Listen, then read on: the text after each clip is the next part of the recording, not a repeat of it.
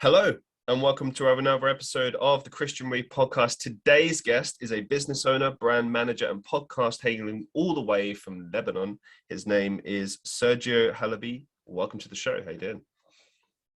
Hi, Chris. How are you? Thank you for having me. Oh, it's a pleasure. It's a pleasure. It's always good to have a fellow podcaster on the show. I've got plenty of questions to ask you, so I'm just going to jump straight into this, really.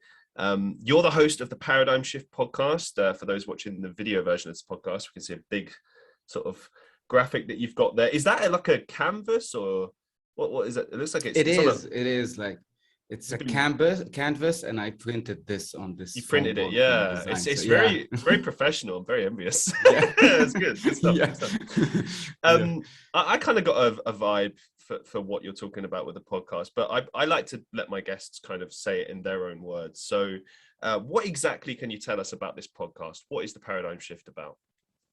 Yeah, so basically I feel like my whole purpose in life, like something I've always yearned for and always found very interesting, is knowledge and the seeking of truth, no matter what it is.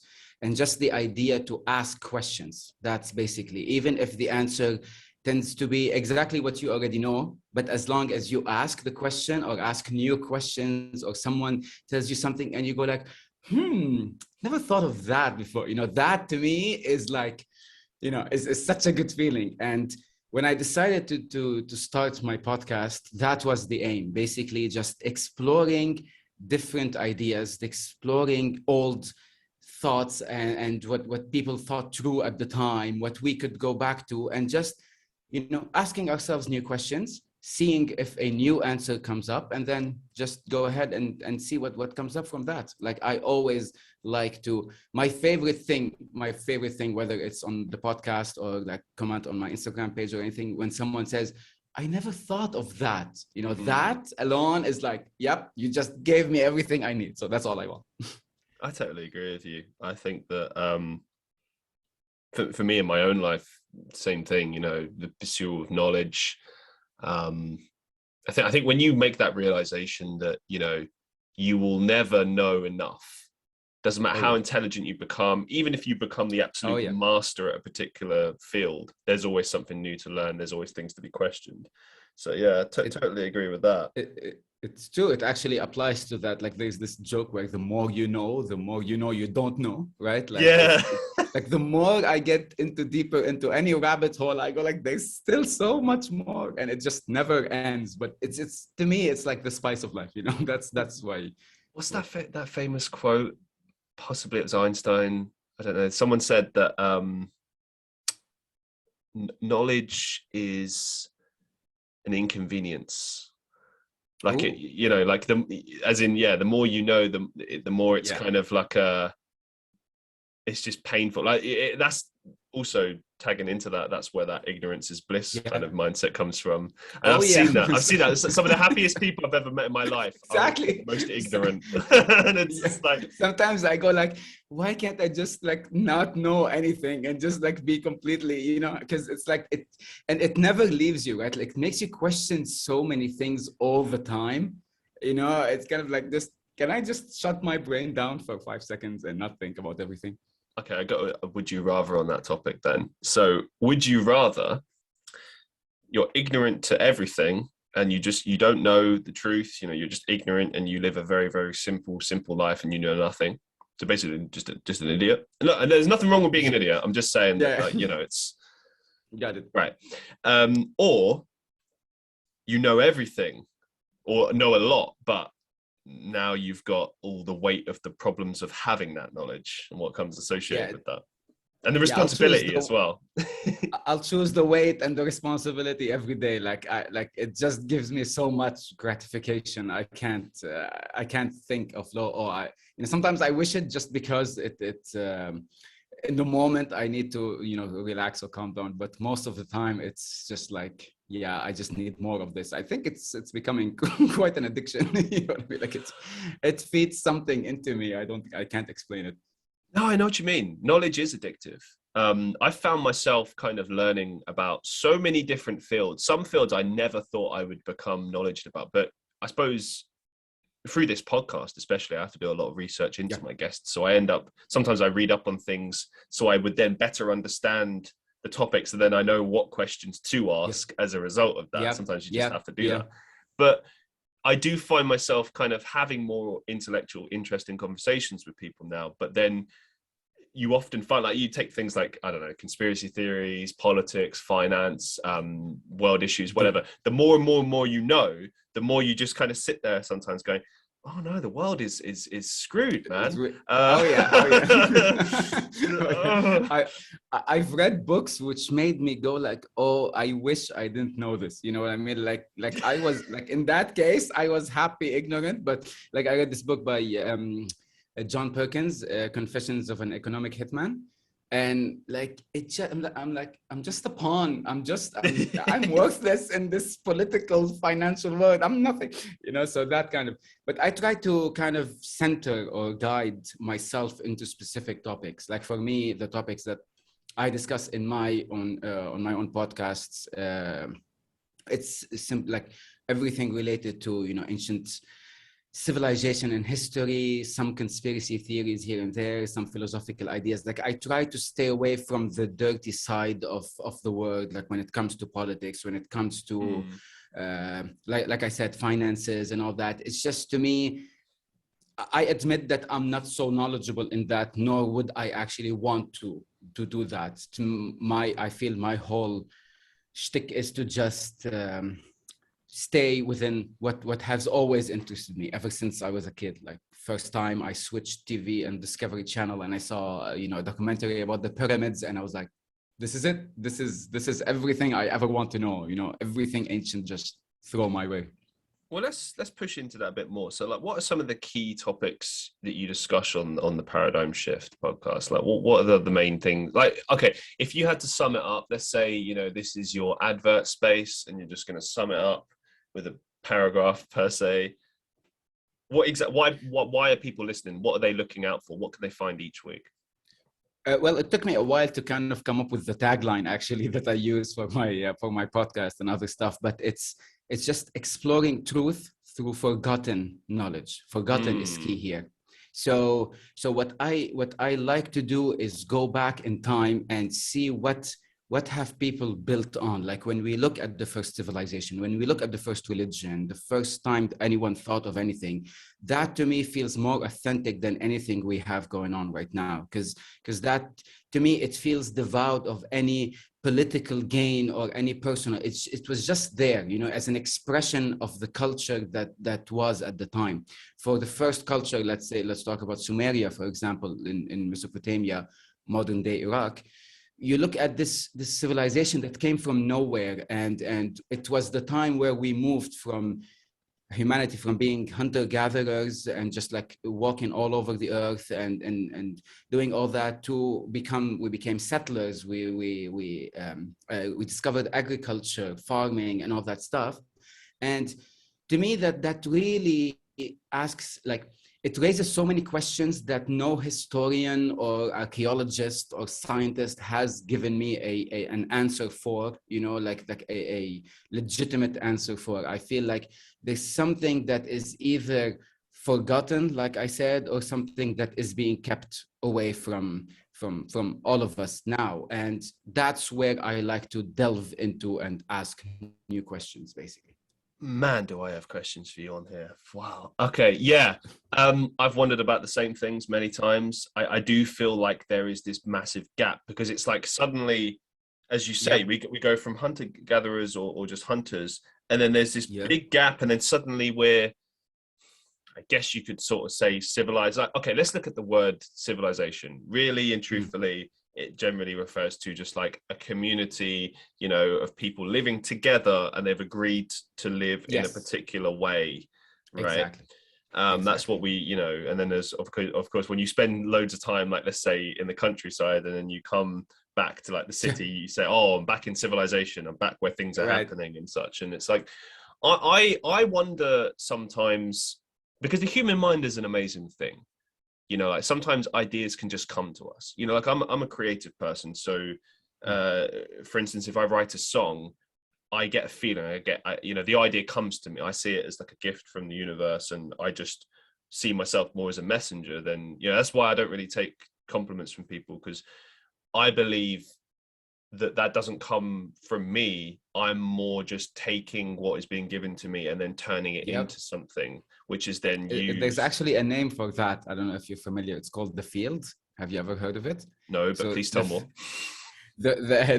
I thought you'd be interested. The field is this theoretical plane, basically, of existence, if you want, where all ideas flow, and they kind of overlap sometimes over, like, let's say, specific people or something, and that's when you can like grab an idea. And I don't know if you've ever noticed it, but it feels like when someone gets an idea, like at the same time, you know, like 1,000 person at the same time get the same idea. I don't know if you experienced that. Like, I also have this. I noticed it because I own a coffee shop, and at like it's so weird because sometimes when I'm sitting there and I see people come in, it feels like today everyone wants to drink this specific drink. It's insane. Like it's like it's not they seeing each other because they're not at the same time, but out of nowhere it feels like, why is everyone suddenly interested in this specific thing or topic or whatever? And then the next day comes and something else happens. I actually imagine like there's something floating above. It's really weird. There's a person that I follow on TikTok, and she's like I guess a witch. I don't know. She's into like astrology and things like that. And look, fair enough. If you're not into that stuff, I get it. Me Yeah. personally, I have an open mind to things. I've lived in Europe. I've lived abroad. I've kind of seen different ways of life, met lots of people from different walks of life. So my mind is very open to all the possibilities. So I'm open to it. And she often talks about this thing that happens several times a year, called, I think it's Mercury in retrograde, which is basically, Yeah. you I know, heard of it. Yeah. to sum it up, it's like the idea that the planets, when they align in a certain way, can affect us. And there's different things, you know. For instance, there's arguments that the moon has Yeah. an effect on our on the way we behave. So if there's a full moon, there's likely to be more Yeah. crime or partying, or, you And know, then whatever. new moon makes you feel something, and then you kind of get angry the few days before the new moon. And I've heard of all of that. Yeah. But here's the thing. It can't be a coincidence, because every time that she indicates, oh, Mercury is in retrograde right now, so you might be feeling Yeah. this, and this. I kid Yeah. you not. Every time it Yeah. happens, no, seriously, things start going bad. Yeah. The internet stops working, like Yeah. everywhere in the world as well. Yeah. It's just a very strange phenomenon, and it makes you wonder. At the end of the day, we get told this is the frames of existence. These things are ridiculous. This is ridiculous. Mm-hmm. Like I remember when I first learned about tarot and readings and stuff like that. I grew up thinking, oh, it's just BS, you know, because of America, because there are charlatans in America that, you know, they do things like, you know, that you get brought It's into the a work room. of the devil, and What? No, you no, know, no, it's not even not that. even Like, that. Okay. you know, those people in America that like, they make it into a farce. So they bring 50 people into a room, let's say, or Oh 100 my God! people. Yes, yeah. They Okay. get them to fill out a questionnaire before they come in, and they sit down and they go, your grandfather's name, Exactly. Andrew, and it's like, oh my God, yeah, and he Actually, died last year. Oh my God, yeah. it's not even your grandpa's name. Like he says, like, I hear Andrew. Does that mean anything to you? And she goes, like, my sister's brother's son, who's like, you know, like. But like the point is, they'll Yeah. have that information before they walk in. So like, Yeah. and obviously Yeah. that seeps into society, and it, you know, it makes you think that, okay, for the most part, it's BS. But then I remember Yeah. when I started living in Europe, and I got reading. I've never told anyone on this podcast this before, but here we go. Here's a new thing. I had readings over there, and I was open to it, but I was very skeptical because, you know, I grew up with a very scientific mind. I've always been kind of like somewhere between an agnostic, atheist. Again, I'm more like spiritual these days, but my mind is open. Yeah. So Yeah. I'm even looking into religions now and taking bits and pieces and kind of looking at everything and seeing what I can learn, because I think there's always it's better to just learn as much as you can. Of course. But when I was open to these tarot readings and spirituality in Europe, there were certain instances where I had readings where it was absolutely impossible Yeah. for them to have the information that they had or to understand what I was thinking in that moment is impossible. Yeah. Yeah. Because I hadn't told them anything. I hadn't told anyone in the room or anyone associated with them anything. They just knew. And it freaked me out. Yeah. But it also made me think, I think there's a lot about being, a human being that we do not understand. As you say, these planes of existence that are out there, these, this thing, just going back to what you were saying about the ideas concept, everyone having the same idea. Like whenever I create videos on platforms like TikTok, like I do like these little shorts, these little funny skits, whatever, right? I know that like about 1 million other people in the world have had the same idea. And I always find that interesting because it's exactly the same idea. Yeah. Yeah. It's the concept of an original idea, quite frankly, is impossible. I think that what's happening is we get reimaginings, we retell the same stories again and again and again and again, and we relay that information to each other in different ways. And I think that the only thing that really truthfully changes over time is communication. So like if you look at the way modern society is now, memes, for instance, are a big thing.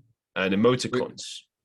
We went back to the hieroglyphics era of Egyptian times, right? Like we can actually communicate with images now only. Like it's kind of really interesting. I imagine back then they probably even had some form of meme. They probably made like funny drawing. No, there's like inside jokes. And it's exactly. it's amazing how we have that as a species. But you said something is interesting about originality, and there's the saying, right? Like nothing is new under the sun, or something like that. And this is what kind of drives me towards the study and researching of these ancient civilizations, because it seems that out of nowhere, they created something that has never existed before. And ever since then, we have not been able to duplicate something like this, because everything we have done since then has been just an evolution of it. But there is this, like a point in time where something drastically happens. And it doesn't really align with what, like, for example, you know how they say, you can't imagine a new color. Right? Like if we physically can't imagine anything we go through in our dreams or imagination is a build of several things that we have seen before, or several ideas or thoughts that are coming together. So it's impossible for you to visualize something new. Even like, for example, when people, because I've spoken about this in my on my podcast about the near-death experiences, and you have these people who go through something, for 4 or 5 minutes, they are officially dead. And when they come back, they say, I've seen this and I've seen that.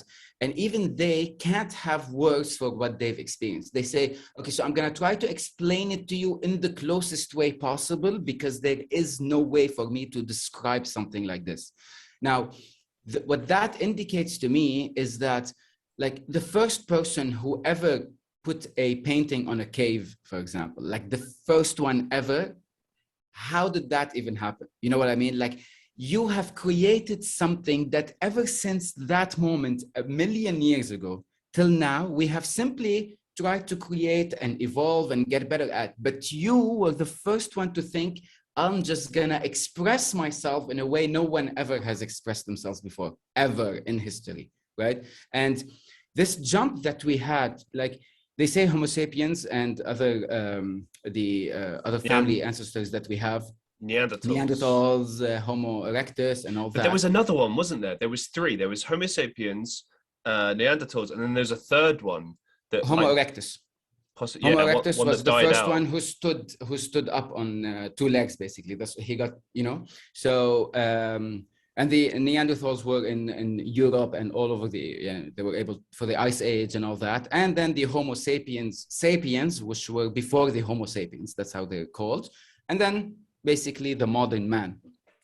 And where was going with this? Like, basically we have existed in that form for around 1.8 million years. That's the length of all those ancestors living combined until we will reach. And then they tell you that 10,000 years ago, all of a sudden they said, okay, let's just build cities and discover agriculture and build monuments that till now we still don't know how they built. Like, not only the shift that they did, cheap plug, the shift that they did was monumental that it doesn't even align with the history that we are being told. You know what I mean? So that puts a lot of questions, and this is where I'm most interested in. Like, a lot of people make fun of these ideas. Oh yeah, like some people say, oh, aliens built the pyramids, or aliens did that and all that, and these ancient astronauts theories and all. But to me, it's not so much about not knowing how these things were built. It's more about what these people were worshiping and how they described things around them. That is the key to me, not in just the monuments they left behind, which were incredibly amazing, and yeah, till now we have only theories about how they were built. But when you look at their religions, you look at their mythologies, and you start to think about, like, when you just see them from a bit of a different point of view with the knowledge we have now over science and over other things, it really puts a huge question mark as to what these people were actually describing. You know what I mean? Like you have this ancient Sanskrit, story that actually describes an atomic bomb, like the way it describes vegetation dying from radiation, the way it talks about how it has the power of 1,000 suns exploding at the same time, how it affected the world around it, and how after it nothing grew for hundreds and hundreds of years. You go like, how can a civilization describe something so accurately that we now know of at this day and age? This is key. Here's a question for you related to this, because I've always been curious about this, particularly when I look at civilizations like the Aztecs, Incas, etc., or the Egyptians even. Do you think it's likely, or what are your thoughts on the concept that we have reached or even surpassed the level of intellect and technology that we currently have, but at some point, for whatever reason, those civilizations were completely eradicated and hidden deliberately, like buried, and the knowledge of that buried? Yeah. So like what I'm saying, to break this down for everyone, we have got to the point that we are now, or surpassed it, but for some reason they decided to destroy that, or we were wiped out or something, and then we essentially rebuilt again. So basically there's like stuff in history that's missing. What do you think about that? It's definitely there are stuff that have been hidden. Not only we have, because we are very technologically advanced at the moment, right? Like we're at the peak of humanity and all that, but we are not so much so on a spiritual level. Like in terms of spirituality, these civilizations were much more advanced. When you read their religions, when you read trying to do, or their understanding of life and death and what comes after and all that, it shows you that this has been, they were much more advanced spiritually and mentally than we are now. So it does feel like at some point there has been a cover, or like you said, a reset button was clicked, a destruction of information, which is key. Like information is how you advance. There is literally no other way for any civilization or culture to advance other than knowledge. Knowledge is key. So some knowledge, some information have been kept. Like I said, either they were lost or have been kept on purpose away from us right now living. All we have to do, and that's what's weird to me, because all you have to do is open books that have been written and just read them in a new light, and you can completely, like, it blows my mind. Like I was Catholic brought up in my country, and Catholic school, Catholic mom, everything. So I came, like, I really understood, and my mom studied theology, and she kind of passed it on to me as well. So I kind of have a very deep understanding of Christianity and Judaism and all that. And the country where I am now is a Muslim country. So I've also spoken with a lot of people about Islam. So and when you really look at the Abrahamic religions, all three, the Abrahamic, which is Christianity, Judaism, and Islam. If you look at the Old Testament, for example, in the Bible, both the Torah and Christianity, like, these people were describing alien encounters and not knowing it. Like, I can read you right now this paragraph, and it's from from the book of Kings, from the book of Kings, and it talks about Elijah. And I'll just read it for you, and you see it from a new encounter with someone, and then tell me what you think. It says, as they were walking along and talking together, suddenly a chariot of fire appeared and separated the two of them. And Elijah went up to heaven in a whirlwind. Elisha saw this and cried out, my father, the chariots of Israel. And Elisha saw him no more.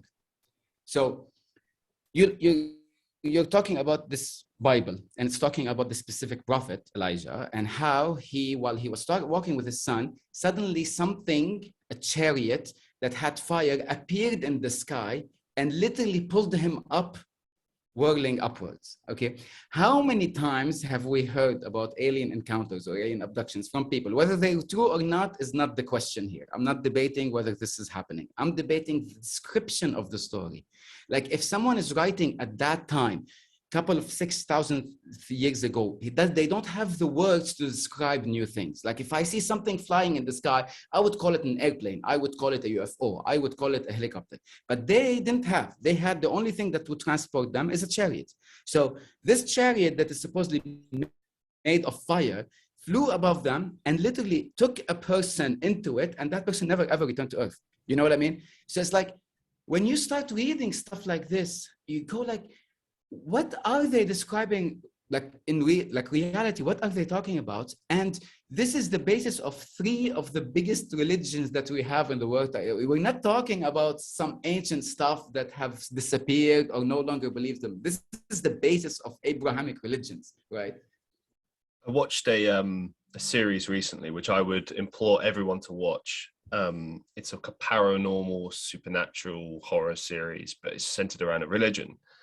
And it's called Midnight Mass. It's on Netflix, and it's really good. Yeah, go for it, man. Trust me. But the thing that really spoke out to me, and okay, is it all right if I give spoilers? I have to kind of to explain it. Go ahead. Sorry. So spoilers for anyone that hasn't seen Midnight Mass. Basically, what happens is it's a small community living on an island, and they're all religious. I guess fundamentalist Christians. I don't know. They're not like extreme, but there's like, in a typical community, you've got some people that are like really, really devoted, and the rest of them are fairly devoted, whatever. And the sheriff on the island is Muslim, and he has a Muslim son. So there's a dynamic there. It's very interesting, like how they put this together. Interesting. Yeah. And but it's just basically there's like a small community. I mean, you've seen them everywhere, small towns in different countries, right? Yep. So what happens is this monster, basically, like it has like wings and it resembles an angel. And there's a particular scene where they reveal this angel to the whole church. And obviously they're all terrified. And one thing that I found very, very interesting is there's this particular character. And she, to be honest, she's like the biggest villain. She's like imagine that one person in the church that's just like constantly preaching, constantly making everyone feel bad, constantly cutting. It's like that woman. There's always that one. The Mist. Yeah. Like that. The preach. Yeah. There's always that one person, and she's not even the preacher. She's like. Quoting from the Bible to justify everything. Like, so she, even though she's a bad person, she'll make it seem like she's the perfect Christian and everyone else is a sinner. Kind of that vibe, right? Yeah. But interestingly, this angel is quite clearly not an angel, as we learned to. I guess it's vampires. I don't know what the vibe there is, but the interesting thing, there's 2 interesting things that I found. One is that when they're talking about this alien and they're trying to get everyone in the church to like calm down and not be terrified of the alien, they say, don't forget, in the Bible it says that, do not be fearful of this. But I am with you and all that. And it makes sense. And it's like, it kind of put this idea in my head that if you believe in that and you believe in the concept of angels, maybe angels were terrifying creatures similar to demons, and that would make sense, it would follow. And secondly, as we dive into this story more, and you quickly realize, okay, this angel is not, it's a monster, it's bad, it's trying to basically wreak havoc. That fundamentalist Christian, the lady that's like really, really kind of trying to defend everything, she is blindly defending everything, the actions of the main priest who basically made all of this happen, the angel, everything. Like, they are literally running around killing each other and then basically becoming essentially vampires, I guess. I don't know, it's really weird. Okay. But they're selling this guise of that, you know, oh, they are born again, they are being given a gift from the gods, etc. Yeah. And it really made me think about this concept of, like, tying into what you just said about, you know, trying to make sense of things that are not within the realms of what we consider to be normal.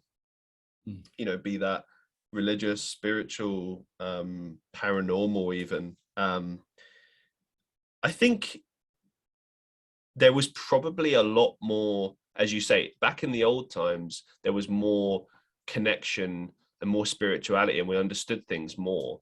And that's probably, but we just maybe didn't have the words to articulate ourselves as clearly as we do now. But then obviously we've entered a more scientific age where things like that are just rejected. Even to this day, you know, things like spirituality and the concept of the power of stones or whatever, like all these things are rejected because they've been mocked in movies, they've been mocked in literature, they've been mocked by everything. That's my issue when it comes to like things being rejected by science. Not only has science, you know, rejected so many ideas that later were proven correct, but that's fine. Let's say science is always in research and all that stuff.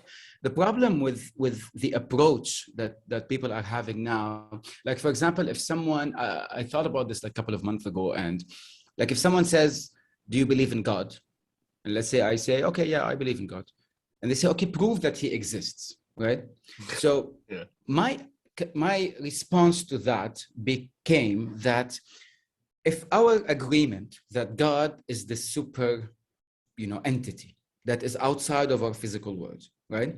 And you're here asking me for a proof that he exists.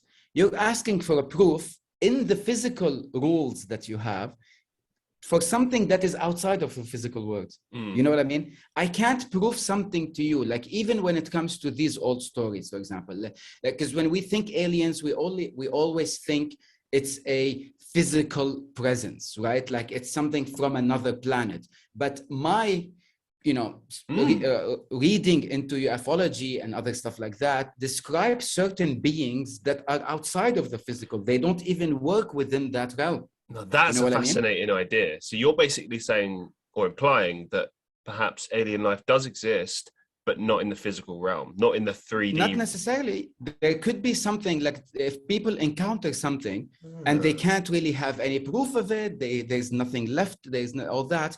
We are still looking for a physical proof for a non-physical entity. That's why a lot of people refer to them as more extraterrestrial than they are aliens, because there's something about these beings, for example, that is outside of what we define as reality. And we know that our perception of reality is unbelievably limited. Like there are equipments that detect like for example frequencies from the sun that we cannot see, right? Like our spectrum is so limited. There's things outside of the ultraviolet and the infrared, and outside of that spectrum there exists a lot of things, even on when we want to hear something, or when everything is vibrating in a specific way throughout reality, and we have a tiny taste of what it is. I've always thought the reason that we've not had, I mean, we've definitely had alien encounters, I think, but I think that why they have not revealed themselves to us in a big way is, I go back to, and again, I'm a massive nerd, so sorry, but if anyone's ever watched like Star Trek Next Generation or the Star Trek movies, one of the big things that they always push is this idea that they never interfere with worlds that are still developing. And that, you know, for instance, in one of the movies, it's called Star Trek First Contact. The whole point of it is they go back in time, blah, blah, blah. and they go back to the point where humans first made contact with an alien race, being the Vulcans. And Okay.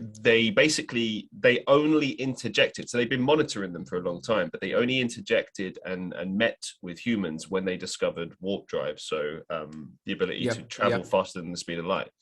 And just looking at that from like a logical perspective for a second, it stands to reason that if there are aliens that do exist out there, and speaking to what you said about how maybe they don't operate within the realm of our physical world. Our physical world, the dimension, third dimension. Maybe they are in existence in the fourth, fifth dimension, etc. And maybe they are waiting for us to get to that point again. Maybe we were in the past, maybe 100 years ago we were there, but something happened. Something, I don't know. I agree completely, because even if you want to apply it to us right now, like, you know how you see some pictures of this tribe that live with like very remote from, and they have no contact with anyone outside of their island. I think there was one last year that came up, like someone went there and was killed on the spot or whatever, I don't remember. But basically, like, you see pictures like far, and you can see them living on this island, right? And think of that from their perspective. What are they experiencing? To them, their island is the whole world. Like, there is nothing outside of it. They are incapable of perceiving buildings and cars and the internet and all that stuff. So, but to them, they are still functioning. We can see them from far, and we don't want to interfere and all that. And this is as simple as just, you know, a neighboring island that we can just travel to, and we're choosing not to because, you know, whatever, we want to keep them and all that stuff. But when you look at it from their point of view, they are living their entire reality on this basis of idea that the only thing that exists and matters is us, this island, this tribe, and that's it. There's nothing else outside of it. So you can imagine what this infinite universe we live in, so many different dimensions, so many different realities, that of course there's something that is, you're being, you know, watched, monitored. Someone knows you exist. Something is there. And whatever stories we hear from time to time throughout our history about encounters, about someone experiencing something in the paranormal, hearing a voice, seeing something, it's based in some place. There's some sort of reality that this is based on. And I have this theory that children below the age of 7, they 100% can perceive things that we as adults can't. I have experienced it firsthand, and I'll tell you the story. But the reason why I believe it's before 7 is because after 7 and 8, that's when you become more socially conditioned to what is real and what is not, what is accepted and what is not, whether it's from society, whether it's from religion, culture, people around you, all that. And you have these ideas when children are asked specific questions that they give you like sometimes give me goosebumps. I have my son is 8 now, and 2 or 3 years ago, I kind of just decided to ask him in the car. I was with him, and it was like, Baba, what do you think happens before you are born? Like, where do you think you were before you were born? He looked at me and he was like, well, I see this big space that is made of white light.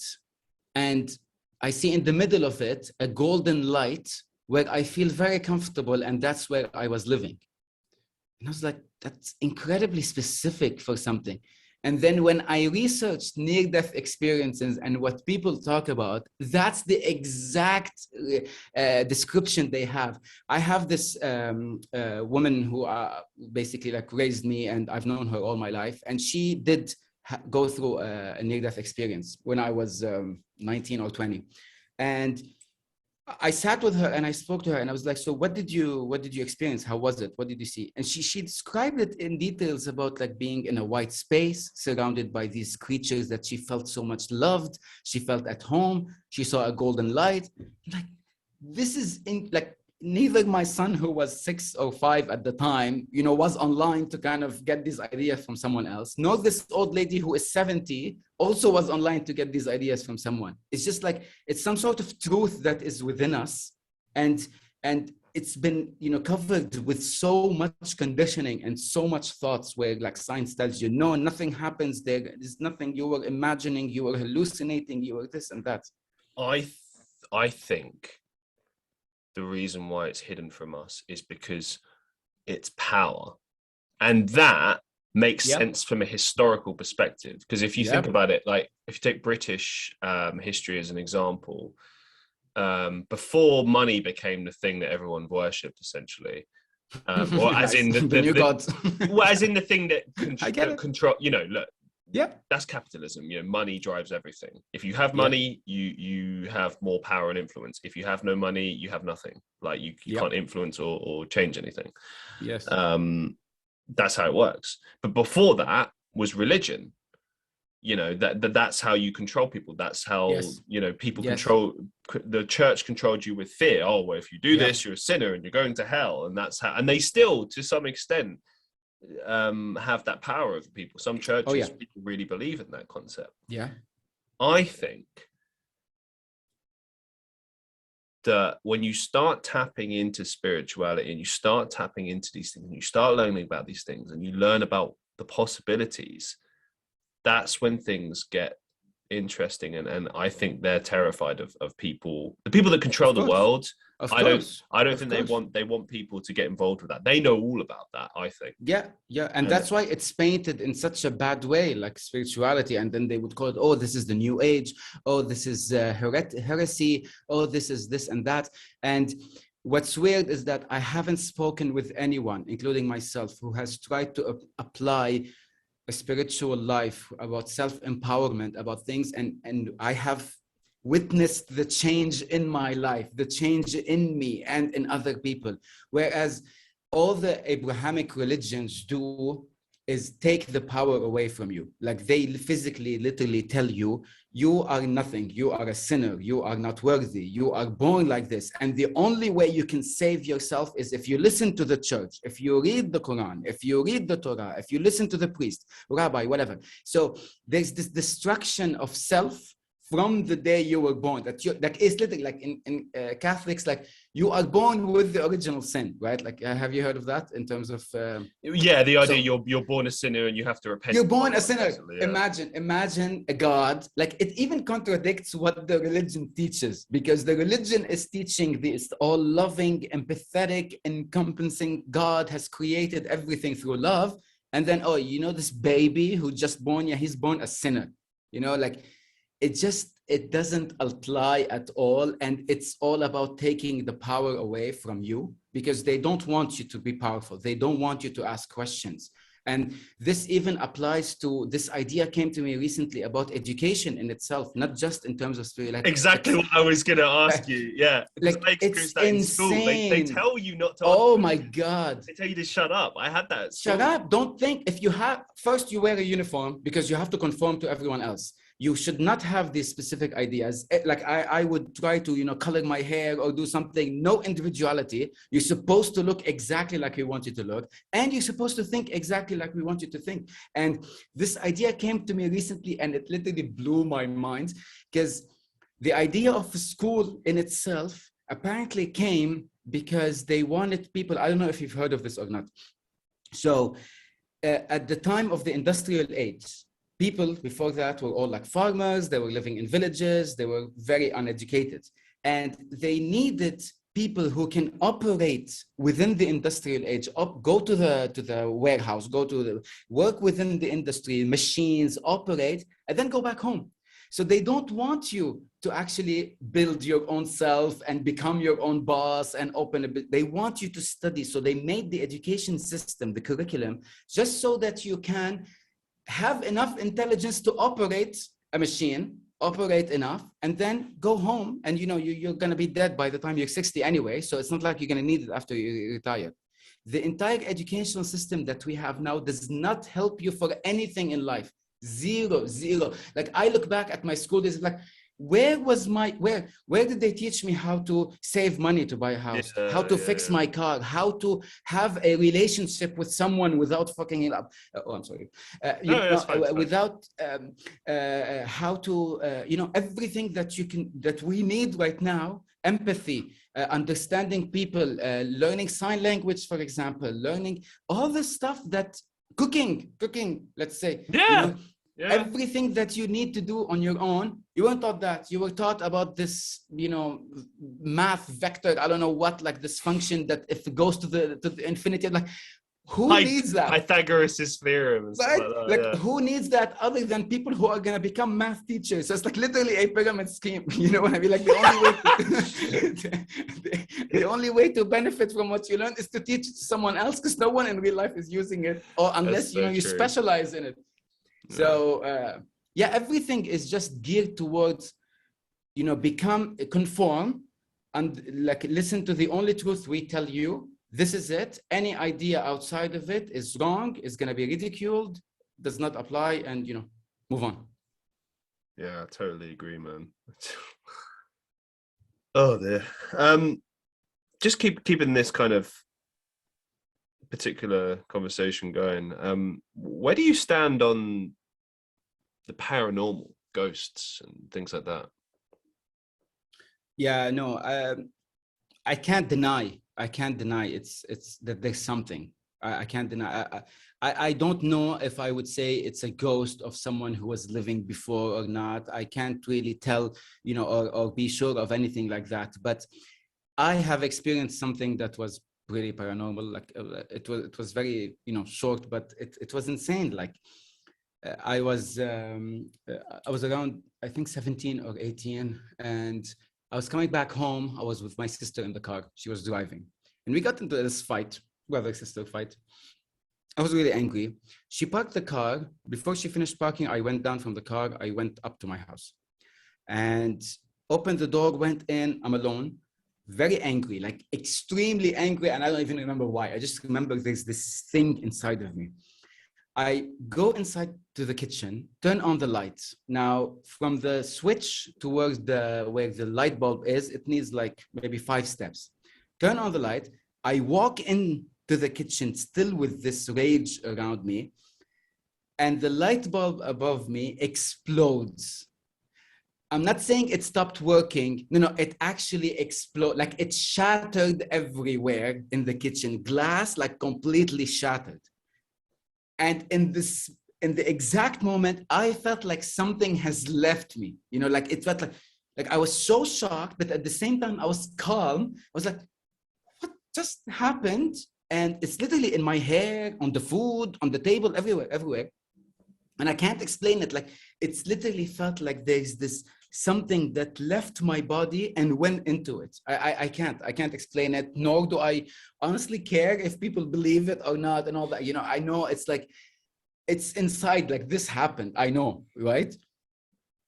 Yeah, like I've always kind of been interested in this because I've never seen anything, but I've definitely felt bad feelings going into, like I remember when I was so I lived in a country called Estonia for about 3 years, and I was visiting there a little bit before I actually started living there, and there was this particular prison. It's called Patarai prison. It used to be an old sea fort, and then it was converted into a Soviet prison at some point. And at the time that we were visiting it was weird because like they didn't have like proper precautions, so like you'd walk through and there's like smashed glass everywhere and books lying around and all sorts. Yeah, okay. it's kind of amazing, but also kind cool, of like, yeah. wow. Yeah. And there was lots of like cool art installations and all this stuff put in. But I remember what was really interesting to me was, I went to the areas like the main courtyard, the prison rooms, the doctor's surgery area that like it's like frozen in time. And I remember even going to the killing block where they used to shoot people, and I felt nothing in all those places.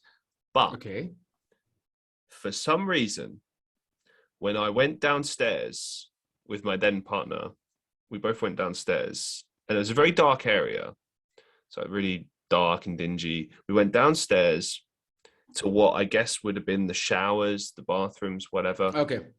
I instantly felt terror, like just a dark feeling. Like I just felt like we need to get out of here. And she felt the same way. Like the only way felt the same way as well. Yeah, the only way I can describe it is something bad happened there. And you can feel, and this is what people often talk about when they talk about paranormal experiences. They say that whatever even if there is a ghost Yeah. or experiences happening there, it's an echo of the things that happened. It's like a perpetual replaying of a memory stuck in time, and it's it's energy. It's energy. That's what it is. Yeah. Dark I energy. love the word echo. I love the word echo, by the way, that you used. Yeah. And it's did it feel like, something doesn't want you there, or it felt more like, I don't want to be near this feeling? I didn't want to be near it, but I felt more like something just bad had happened there. I felt, like whatever this area was, obviously it was showers, toilet, like something bad happened there. Maybe someone got murdered there. Maybe other nefarious, horrible things happened there. You can make that in your head. Something bad happened there, and I felt it, and the energy was still fresh almost. It's very interesting. And you didn't feel it in the other places. No, so it's not like the whole place. And that's the surprising thing. I thought oh, surely I'd feel something in the area where they used to shoot people and stuff. Nothing at all. I mean, the whole thing, don't get me wrong, was a whole experience. It was quite I can imagine, surreal. But and I've been to other prisons and stuff, and you don't always feel things, but that was very telling, I think. And I've had it in other places. I remember there was this is just coming to me now. I remember my great grandma's house. I was lucky enough to meet my great grandparents, and this was on my dad's side. And she was, I don't like to speak ill of the dead, but let's just say she wasn't the best person. she wasn't the nicest person. She was always nice to me. She was lovely to me and my mum, but to everyone else, not so much. And what I gathered is that she'd not had a particularly happy life. It is what it is. But I remember I always hated, I was very young. I was maybe 5, 6.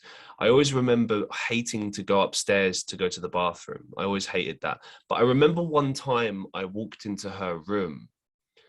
And it was just a typical old lady's room, bed, the mirror, all that stuff.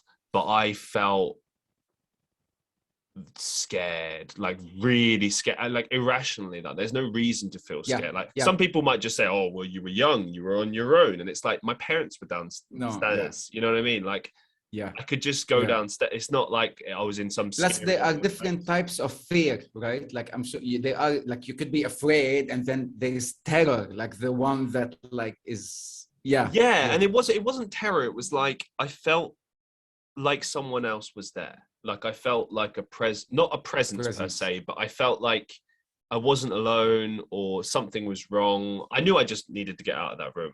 And I never said anything to my mum, but I just remember thinking, that's not right. I don't want to be in there anymore. And I felt that quite a few times in my life. You go to certain places. I did a lot of urbex exploring when I was in Estonia. So urban exploring, where you go and explore abandoned places.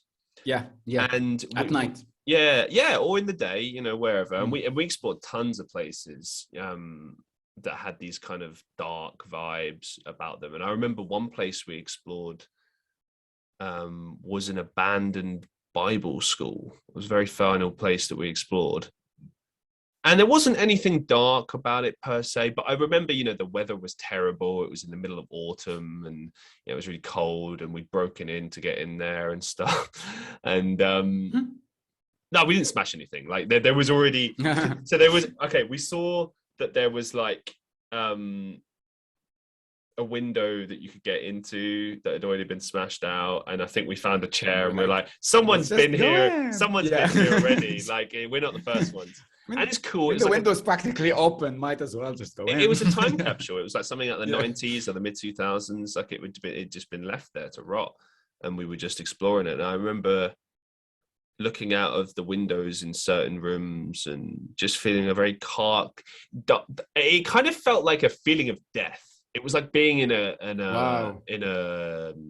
like a cemetery, or you get that weird feeling sometimes when you go into cemeteries, not like a bad feeling, but just kind of like a kind of empty nothingness feeling, like a dark kind of feeling. That's how I felt in that place, and many of the places that we visited. And they say there's this famous not famous. There's like a saying that you shouldn't spend too much time in abandoned places because it's like it's bad for you somehow. Supposedly, it can affect your energy in a profound way. Interesting. Supposedly, Interesting. this is what I've been told. Yeah, I don't yeah. know where I stand on that, but like the idea being that in a way it's like they're cursed places because they've been abandoned on purpose, and there's almost never a good reason for that. But Yeah. it's interesting how abandoned places tend to end up, because a lot of places just end up, you know, destroyed, battered, whatever, you know, like there's so many like, abandoned hospitals that have like stuff Oh yeah. missing, you know. But then you get places like, I've seen explorers in places like Japan where there'll be like an abandoned school, and the Japanese have I think Chinese as well, like all those kind of Asian countries, they have this thing of like, if they know they're going to abandon a place, they clean it and make it spotless before they leave. Wow. So they were walking Wow. around this school, and it's like a children's school, I guess, for the kids between 5 to 10 or something. And everything is spotless. All the chairs are neatly stacked. Books are stacked neatly. It's completely abandoned. Hasn't been touched in probably 20, 30 years, but it's just sitting there, Mm.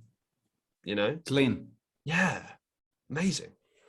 There's definitely something then within their culture that understands this, right? Like understands what sort of energy Maybe. is kept behind, or is residual, if you want, residual energy from those places. And that's what I think, like now everything around this topic would be considered like, you know, pseudoscience, or like, you know, imagination, crazy and all that. But at some point, like you would think something like, let's say Wi-Fi was considered pseudoscience or crazy or magic, right? Like, as they say, magic is just not, is something that science has not yet reached or has not yet detected or whatever. I feel like in the future, we're gonna be able to detect and to have, you know, measures and quantify forms of energy, and then we'll be able to understand that there is something that, you know, either stayed there or something that operates on that level. Because you can't really explain how thousands and thousands of years, different people, different cultures, all have an affiliation to this world, to the paranormal. Like, do you believe in magic? I believe it's something that we have not yet fully grasped or really understood. So it's, to me, I do believe that it's something that's real, but I'd rather not tap into it right now, because it's not only scary, but yeah. It's something that I feel we have not yet fully controlled. You know what I mean? I don't like anything that is outside of what we are capable of doing right now, like the tools we have and all that, is something a bit like, I'd rather, you know, get to know it more, understand it more and all that. But yeah, in terms of whether it's real, there's definitely something there, of course. Amazing stuff. Let's switch up the conversation and discuss the board games cafe that you own in Bahrain, which you did mention earlier. It's called the Raven's Nest. Is that right? Yes. And yeah, what are the most popular games, and what can you tell us about this business and how it came to be? Well, I mean, the way it came to be is that I was actually at my old job. I'm a designer or director, whatever, within the field of agency. And I actually had something really bad happen to me, because I went through this panic and anxiety attack while I was at work. It was the first time something like that happened to me. Like, I've dealt with depression before and stuff, but when it came to this, I actually, like, my heart was like pumped, like it was insane. Half of my face went numb. And I was like, I'm gonna die. Like I'm dying right now. And called now my ex-wife and took me to the hospital, got an EKG, and, you know, nothing, you know, they told me your heart is fine. There's nothing going on. So I didn't believe them. And I went to 3 different hospitals in the same day. Like, I wanted to get the test because I'm like, I'm dying. And the last one told me, like, you might want to consider that this is more, you know, psychosomatic than it's actually something happening to you. Like, you might be having an anxiety attack. Something is not okay with, you know, on a mental, emotional level. I was like, interesting concept. went to a therapist and all that and followed. And I realized that, like I am not suited to this, life of like going from morning, staying till 1 a.m. at my job, barely seeing my son, having a life, so on and so on. And then when it clicked, let me just do something that, the country where I am now, because I'm originally from Lebanon, but I moved here 12 years ago.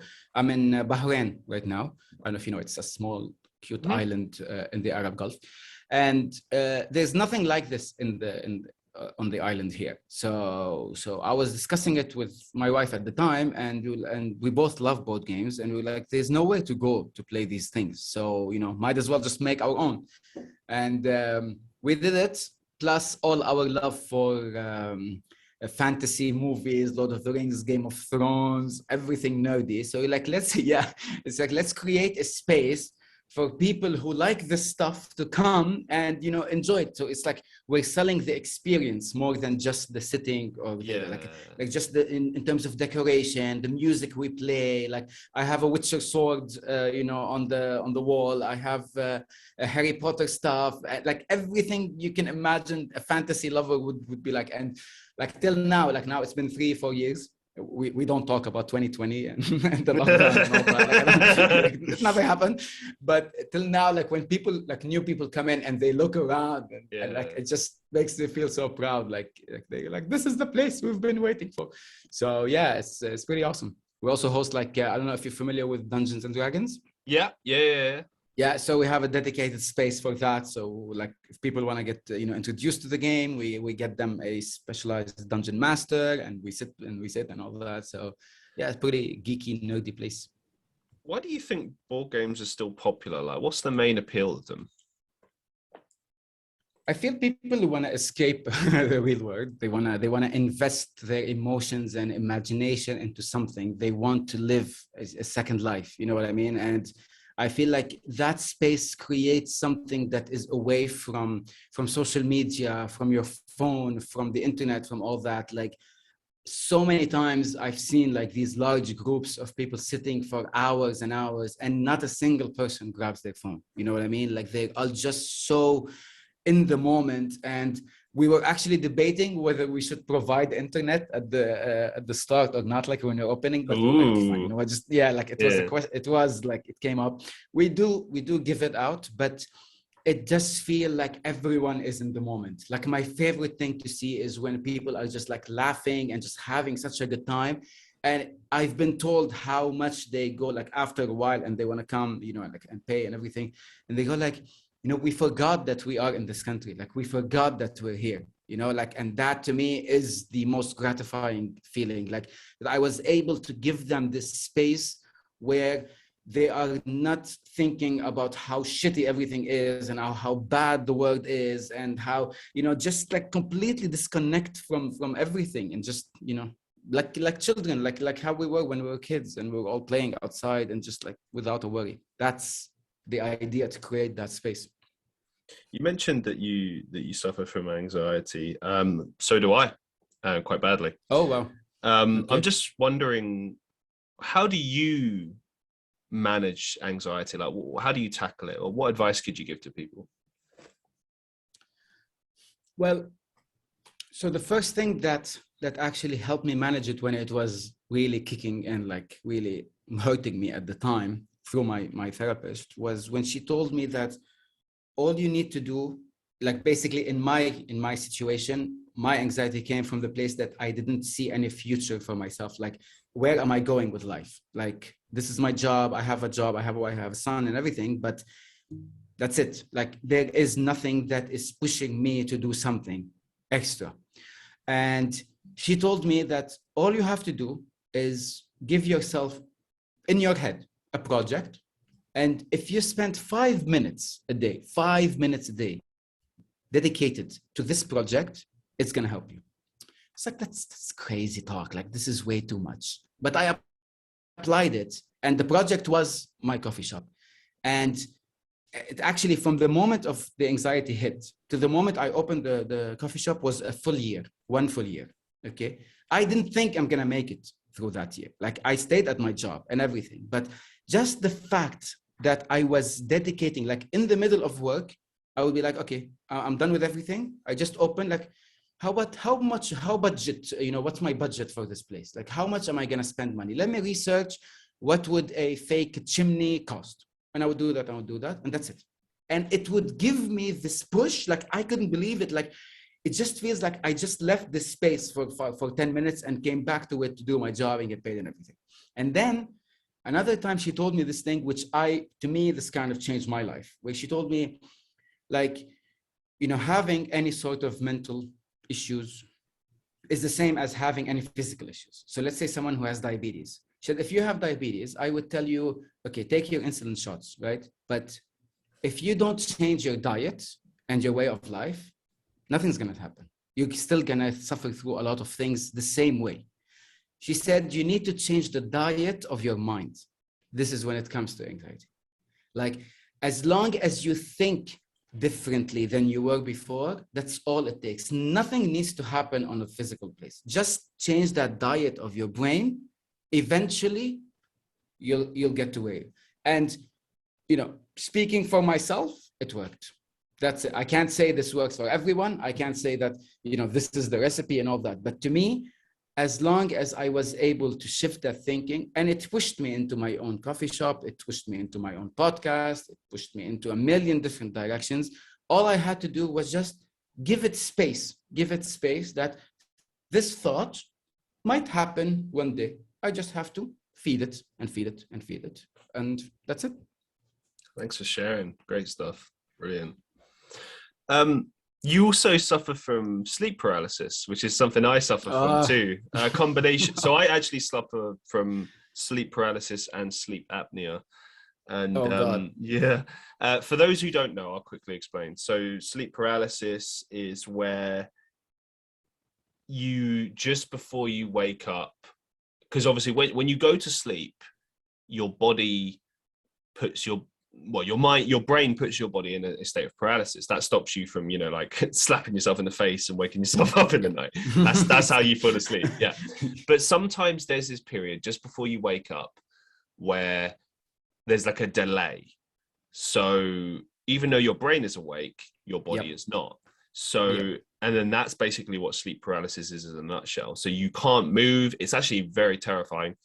Now where sleep apnea comes into play is, that's when you stop breathing.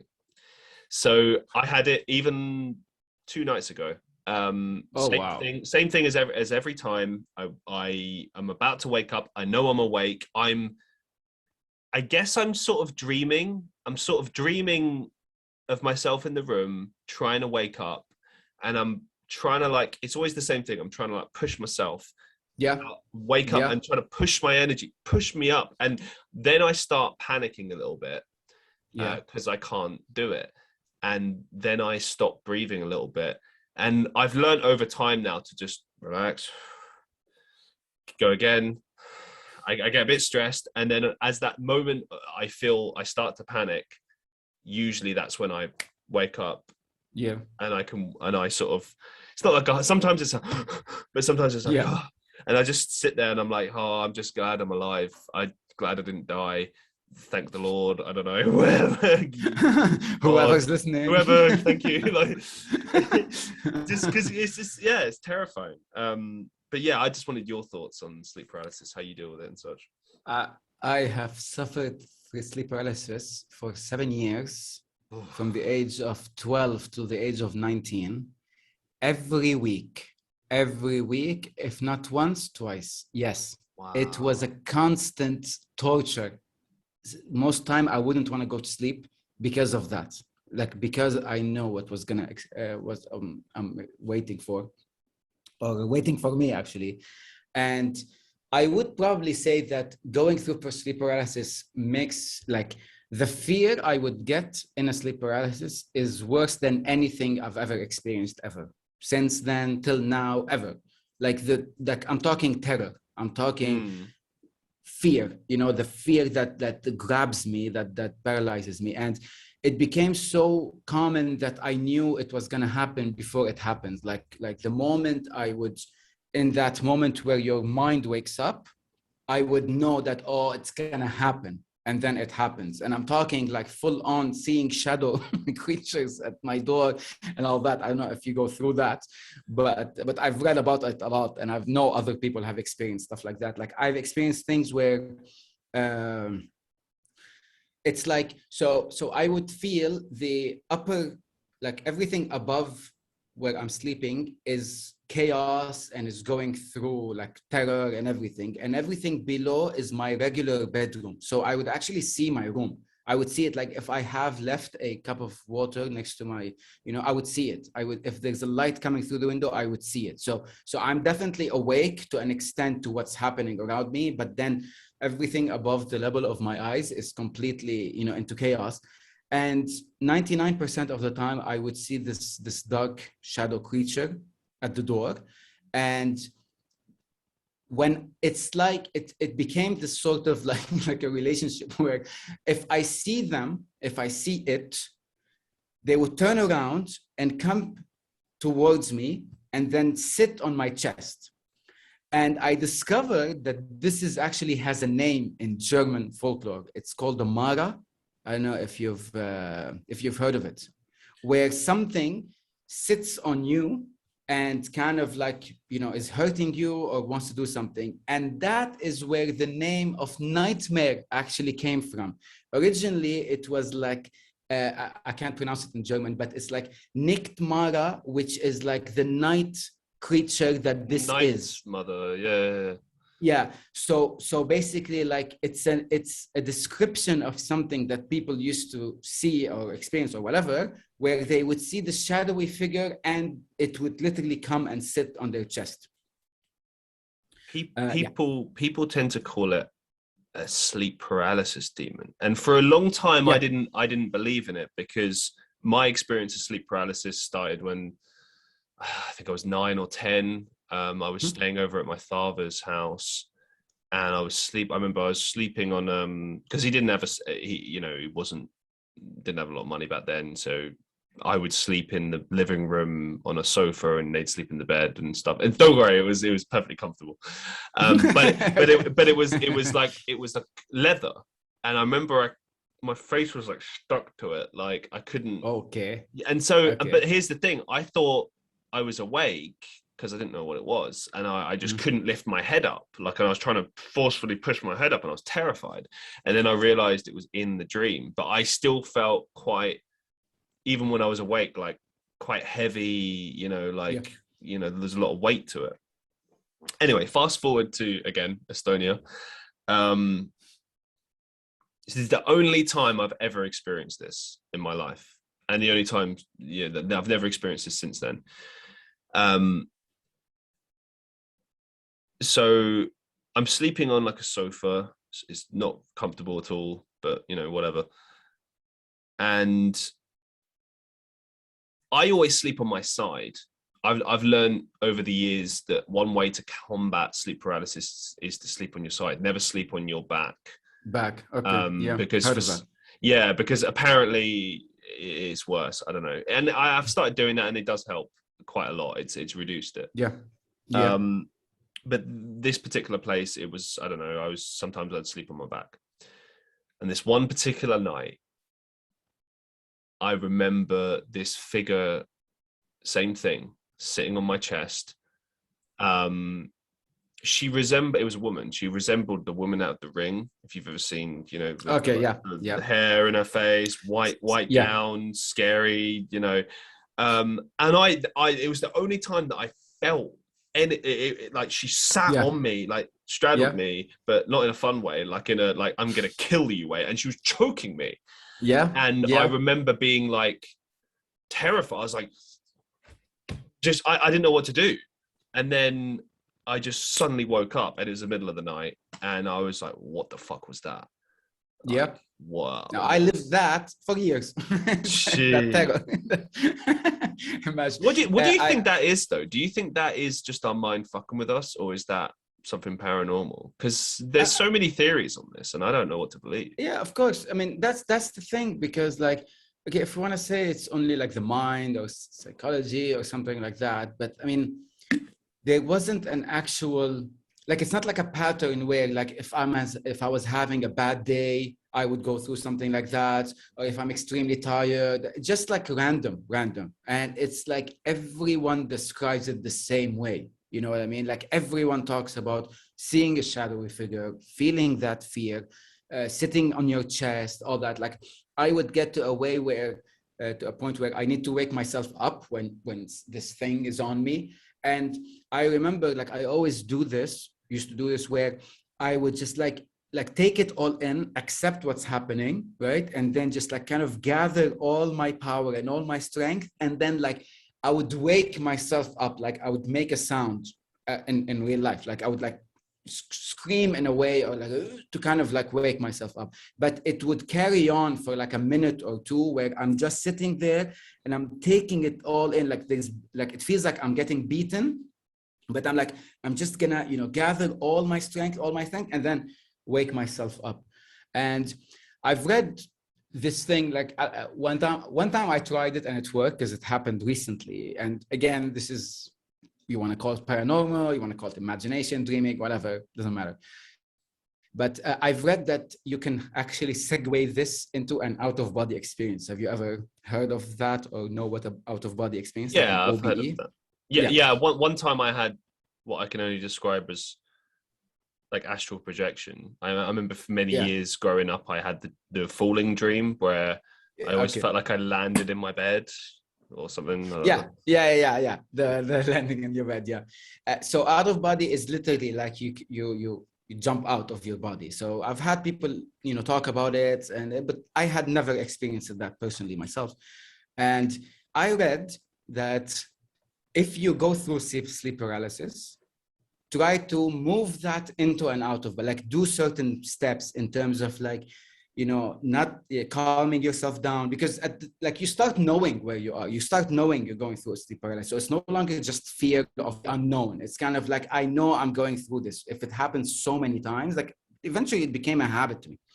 So this was only like maybe last year or early this year or something, where I had read about it, that if you feel the sleep paralysis coming in, move your body in a specific way, move yourself in a specific way, breathe, think about certain, and then, jump out of your body. And it actually did happen. I don't know how to explain it, or if I was, dreaming or whatever, but what was crazy is that, so I'm in bed and I'm feeling that my whole body is shaking, and that, the fear and the paralysis and everything's kicking in. And I was like, okay, you know what? Just let me try it. Let me try to see if it works. Let me just try it. And I kind of like pushed myself out. And when I pushed myself out, I immediately looked down and I saw I was sleeping. Like I saw the bed, and it was night, just like when it was, in real life, it was night. And everything around me was so calm. It was so calm. I didn't even feel anything in my body.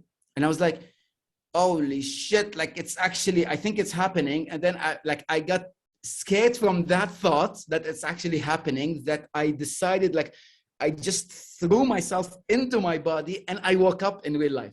And I woke up and I was like, and it was night and it was everything. And I was like, is that it? Did that just happen? I don't know, because I also saw like there were other things in the bedroom, and I saw them, like it's like a top view of my bedroom, and I saw things were on the floor, when you throw like your sock or whatever and everything, and it was there. It all happened like within 5-10 seconds, and then it ended.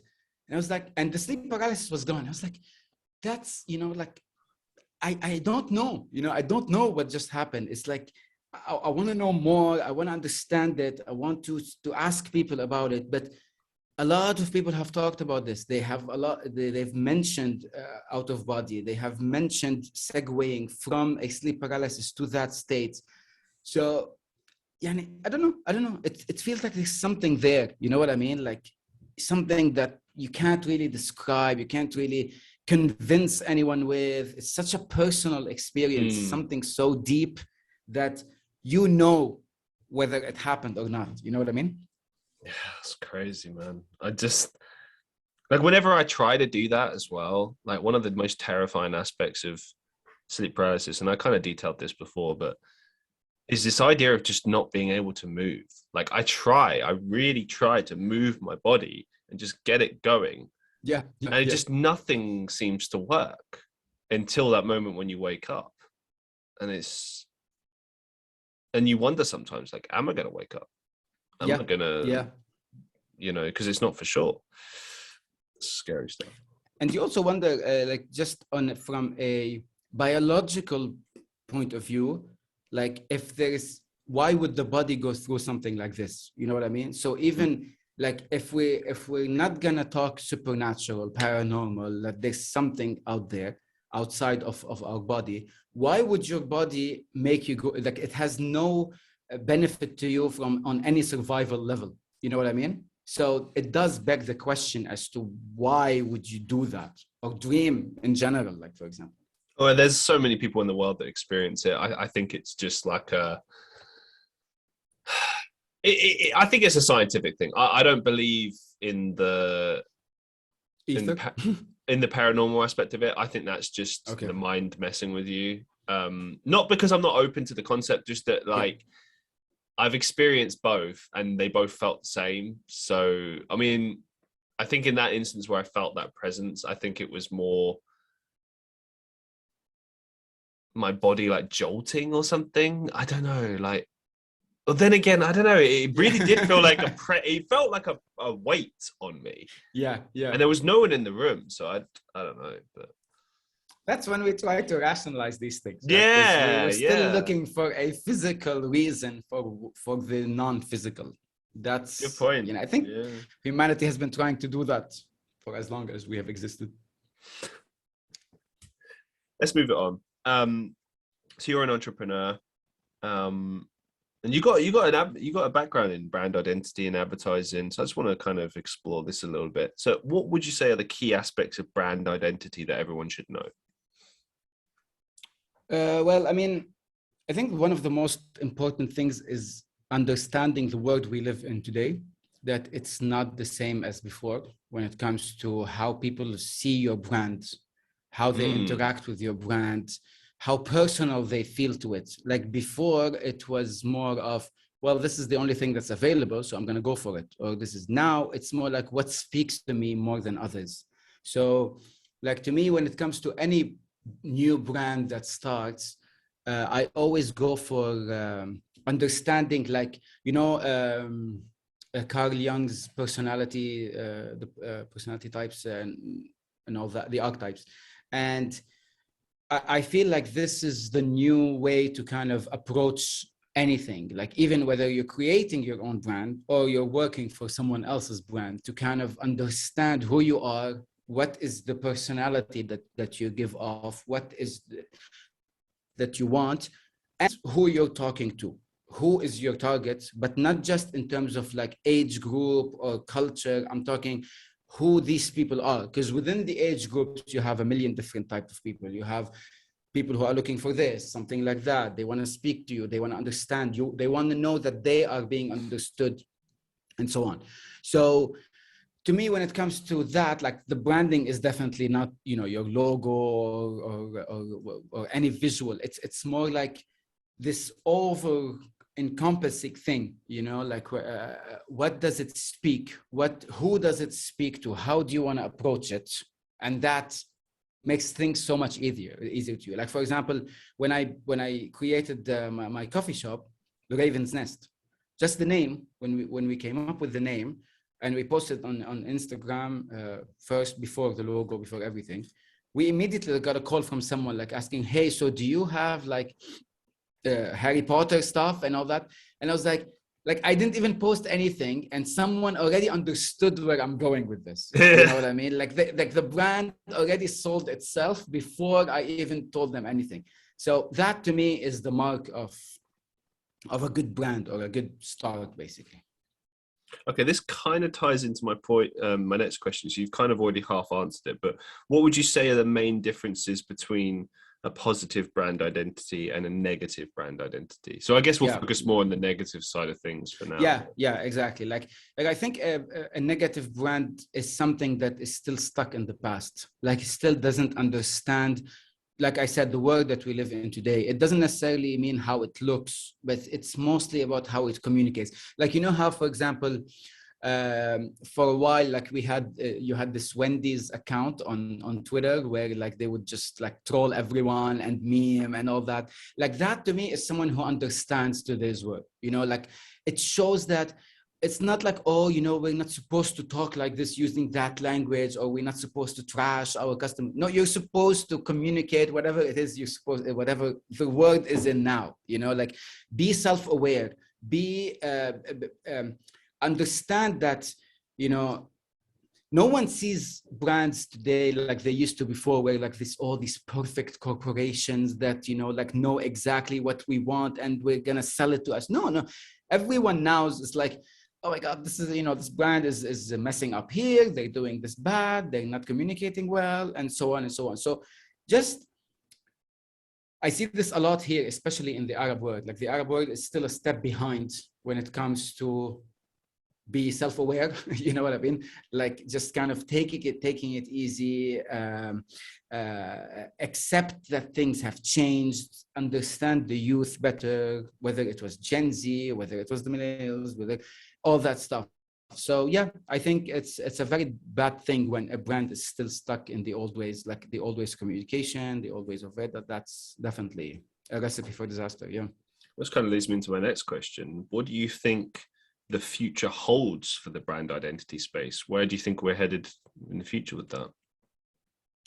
Definitely more like what they say, user-generated content. Like I think that is definitely the future. That is gonna sell itself. Like it's the more brands accept their customer base, the more that they allow them to express themselves within your brand, the more it's gonna access to other people. That's how I see it. I think it's everything is headed in a direction to be much more personal. Like I need, like why, for example, someone chooses PlayStation versus an Xbox. It's not because they have different games and all that. Like this is like a thing of the past. It's about like, does this thing represent me or not? This is it. It's all about representation. It's all about where I see myself. Why do I go to this restaurant other than this when they both sell me, you know, the same burger, for example? It's because I see myself in that space more. That's what gets me to tell my friends to go with me to that space, so on and so on. So everyone is selling the same, like even phones, for example. Like everyone has basically the same stuff. Like when you look at, you know, not, let's say not Apple, but between Samsung and Huawei and Google, it's all the same phone. You know what I mean? At the end of the day, but it's the brand that I'm going after. It's the brand that feels represents me. That's what. So the future is definitely much more user integrated work, understanding them, and yeah, that's how I see it. And moving it on to advertising, what would you say are the key aspects of advertising that everyone should know? Advertising. I think people need to. I think we kind of like, as consumers, like whenever I get any project advertising, and I think about it from a consumer point of view first, and I feel like I'm tired from being told to buy something. You know what I mean? Like it's so saturated all the time. Buy this, this is better for you. This is better for you. So it's advertising I feel like is a weird place right now, because with the rise of social media and how brands have embraced it and, you know, stuck to it, you can feel that they're not selling you the product anymore, that they're selling you the experience. You know, like they just have like specifications maybe at the bottom or something of a specific product or whatever, but it's mostly about how you are feeling when you buy something, how you are. And that to me feels like a very different approach than it was before when it came to advertising. Before it was like, you need this because we are the best, or we are the only one doing it, or because you have a problem that we found a solution for and all that. Now it's all about emotions. How do you feel when you buy our product? What does it give you in terms of social status, in terms of emotions, in terms of, so yeah, I think it's much more emotional. It kind of works together with the brand itself, like with how everything is going more personal. Advertising is also driving that. And you kind of already answered this, but and I imagine most of us listening already kind of know where this is headed, but where do you think the future of advertising is? Yeah. It's what I said. It's again, it's following the brand and following what people feel when they have your product. That emotion.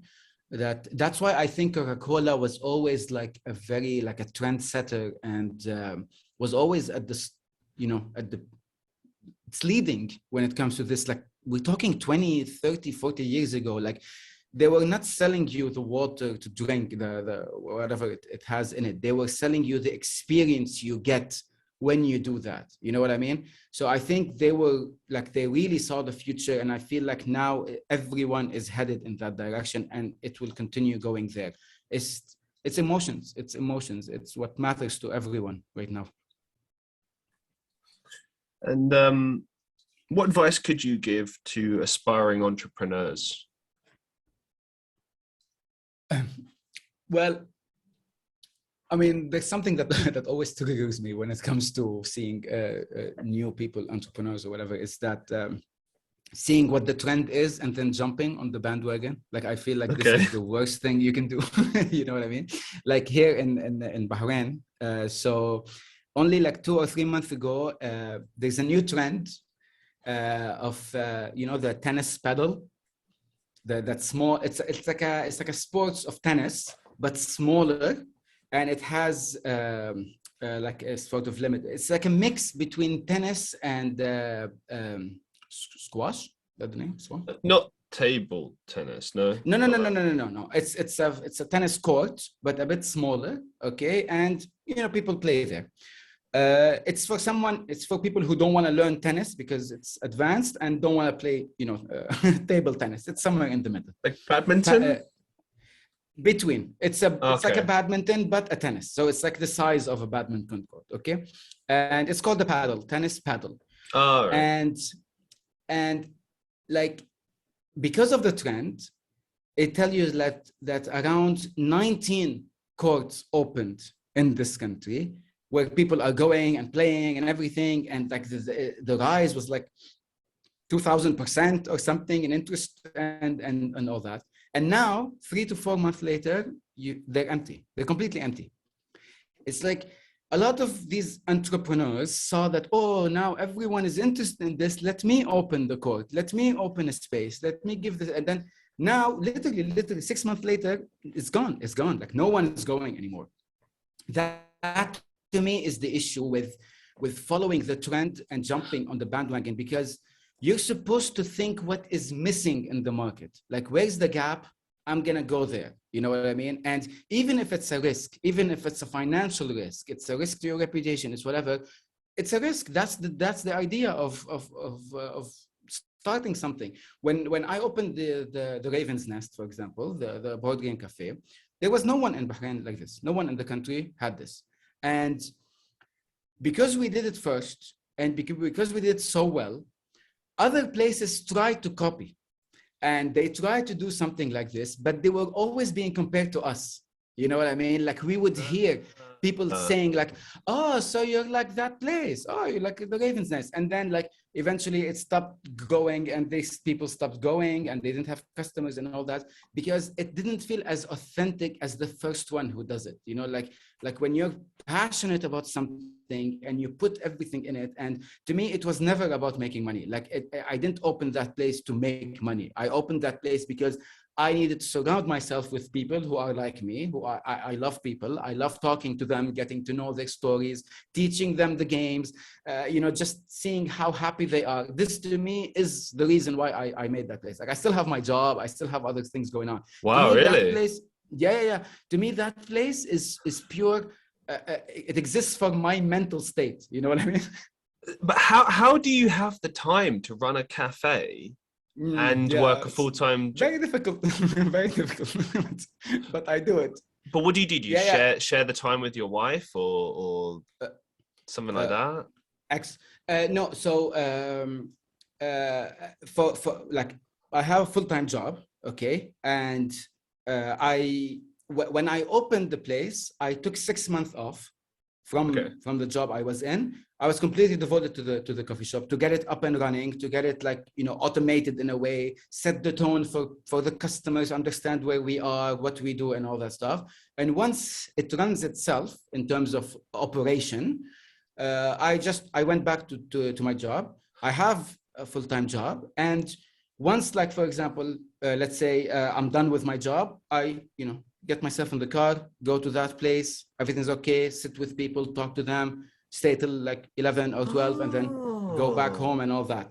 It didn't even feel like a job to me. You know what I mean? It didn't feel like, oh, I don't want to go, I'm tired and all that, because I enjoy it so much that sometimes I spoke with my current employer that I would actually take my laptop, go to the coffee shop and work from there, and That's clever. still go monitor and do things and all that.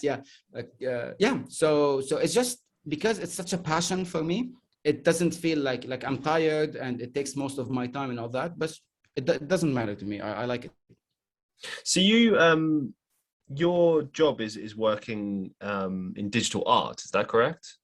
Like creating artwork? It's not art. No, it's mostly I'm a senior brand manager, so it's basically like social media and design and branding and logos and everything. It's a bit of everything. Okay. Yeah. Well, talk us through your process of working with clients to create, digital art or to help them with their brand identities. So like I said before, so basically the first thing that comes to when it's a new brand, for example, is making sure that the client knows what brand he has or what brand he wants. So they would come and say, for example, okay, so we want to open this kind of restaurant.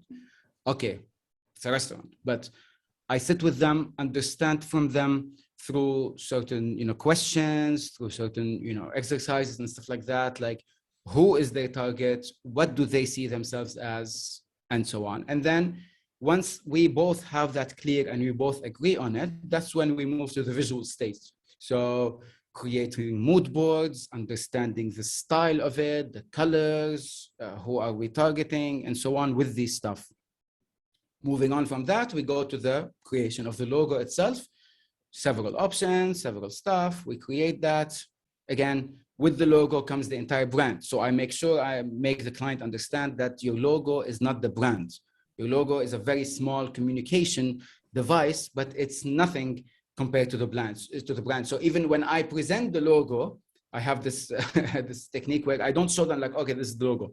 I show them like, this is logo, how it's like, let's say, for example, it's a restaurant, right? So I tell them, this is how your logo would look like on a takeaway cup. You know what I mean? So like, it's already like it's there, because most clients don't have the imagination. See, they just say, oh, but it's like, it's the logo. I mean, okay, yeah, it's nice. No, like I completely go out as if this brand already exists and it's operating. Like once they see that, even if the logo is crap, which I don't make, but like even if it is, they just like completely understand it. So I present them like, even on the detailed stuff, like the first image would show, again, let's say it's a restaurant, it would show the, let's say the chef in the kitchen cooking, but he has the logo on his uniform. You know what I mean? Like that's how they see it. So they see like, wow, it's actually happening. Okay, I'm sold, I gotta ask, man. Have you had any like bad experiences where, I don't know, maybe you were pitching stuff to someone and like they just didn't get it, or like, I don't know, maybe this is a better one. So they ask you to create something for them, which is just like ridiculous, or is going to be shit, or something like that. Like, do you have any stories you can tell us about clients you've worked with? Of course. I mean, I've been doing this for around 13 years now. So you can imagine the amount of different clients and different. I've had stuff, but my issue is not at the start, like because when at the start, they tell me what they want. And I tell them, okay, so I'm going to give you an option of what you want. Then I'm going to give you like 2 or 3 options of what I want, what I think is better, and so on. My problem comes towards the end, because it's like after the creative process and after you're done being so, happy and I was creating and everything's fun, that's when the comments starts. But yeah, we wanted red. I'm like, the entire identity is based on it being orange, for example. But yeah, like red, what does it difference? You know, it's not so much, and it just kills everything. So towards the end, like there were several clients where I told them, like, you know, like I'll give you this, but I'm not gonna even put it on my portfolio. Like I'm gonna be very honest with you. This is not something that I'm proud of. This is not like that honest. You know what I mean? But they had already paid or anything, so they can't go back. But yeah, it's like no, I've definitely had work done like where I wasn't proud of it at all. It just reaches a stage where, you know, like the file is named, you know, final 1 2 final, like you know how many times we went through that.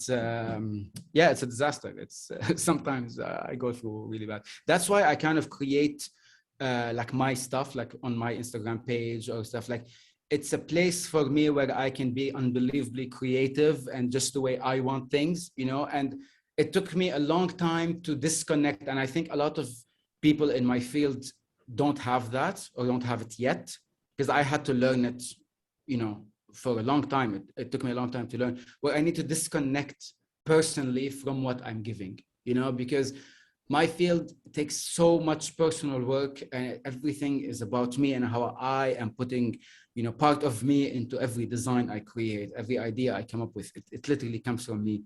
And I needed to accept that that's not going to go through, that client has a different vision, so on and so on, and just accept the idea that, you know, I do this for money, I do this as a job, as a career, but it does not, you know, reflect who I am. So I need to express myself in different areas, but I do need to express myself. That's key as well. So it's not just about understanding, oh, I need to disconnect. No, because there's a part of me that needs to express. So I might as well just do it in places where no one can tell me, like, change this colored purple to blue, for example, or whatever. You know what I mean? Very sensible. That's very sensible. What's the biggest life lesson that you've learned so far? Ooh, that's a heavy one. I think, and this came recently, very, very recent. I think that one of the biggest things I've learned is that I can't control everything in my life. It's that idea to let go and accept that there are things that I have no power over is definitely one of the hardest and one of the most recent things that I've learned. And I've learned that very difficult, you know, I went through something very difficult, but, you know, as they say, that's what the universe does. Like it keeps pushing you in the same, because there's this pattern in my life that keeps happening and all that. And it had to be that. It had to be this, to let go of this control that I have, because I don't have control over other people, over things that happen. Just, it's not so much acceptance, because I feel like that's more of toxic positivity. Like, oh, everything happens, you know, it's happy, we're happy. No, I'm okay with being upset. I'm okay with being angry, being sad, reacting to different things, no problem. I embrace all the emotions, but to kind of let go. Yeah, that to me is my biggest life lesson. Thanks for sharing. Thank you. As we draw things to a close for today, do you have any upcoming projects or final thoughts that you'd like to leave with our listeners? I do have a thought that makes people go, as I said at the start. And it is related to, you know, the topics I discuss on my podcast and all that stuff. So I would share that. Yeah. Please do. So, you know how, because I discuss ideas on my podcast about ancient civilizations, ancient mythologies. Have we encountered anything of, you know, alien or extraterrestrial, something not from this reality, something not from this earth, and so on and so on. And there's this question that I haven't seen anyone ask, to be honest. So I don't have an answer for it, but I will leave that with you. So I believe, based on different thoughts and ideas, I believe that at some point humanity was kind of basically like manipulated to an extent on a physical and biological level. Okay, so if you reread some of the ancient mythologies, even the Old Testament in the Bible, they talk about something within man that has been altered. There is a sort of like on a very DNA level, we have been manipulated basically, or bred, if you want, like as if humans have been bred to a work, to a certain thing. In the Bible, they said to create, to work in the garden and all that stuff. In other mythologies, they say, like for example, in the Sumerian mythology of the ancient gods of as they known as the Anunnaki, they say that humans were created to work because the gods themselves were too tired to work. They were working for thousands of years. They got too tired. They rebelled against their own leaders. And then, someone said, let's create man and, let's take whatever's on earth as human or whatever closest is to, which is the Homo sapiens, manipulate them, get them to work. Of course, people will say this science fiction, fantasy, whatever mythology. But I have a question when it comes to mankind, because mankind, we as a species, we have something which is extremely unique to us on a physical level. And that is related to our hair on the head of our body, of our head, yes. We are the only species on the planet that has ever existed where our hair grows and cannot stop growing unless we cut it, okay? So it keeps growing and growing without control until everything else in our body, like our eyebrows, the hair on our body, different areas, it grows to a certain length and then it stops, other than the hair on our body and for men, our beards. Now, there is no evolutionary reason for something like this to happen, especially with the fact that evolution reacts to the environment around you. So for example, we need a tool that is outside of our body to cut our hair, okay? So that means that on a biological level, there was no reason for us to evolve into growing hair in this way unless something has manipulated us. The only other species on the planet that does that is the genetically manipulated sheep.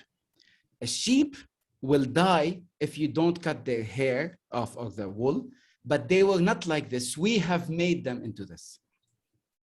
So my question or my wondering about the hair that is on our head and our face is, why is it that it still grows uncontrollably if we were not at some point genetically manipulated into that? Damn. What a final thought. Well, thank you for sharing that. I think that really sets the tone for your podcast and why people should listen. So definitely go and check The Paradigm Shift with Sergio Halabi. Thank you so much for being a guest on the show. It's been an absolute pleasure. I've really enjoyed this, and I know our listeners are going to as well. And just wish you all the best in your life. Thank you so much for having me. I really, really enjoyed this as well. And definitely see you. To everyone listening to the Christian Reeve podcast, as always, be safe, be well, and I'll see you in the next one.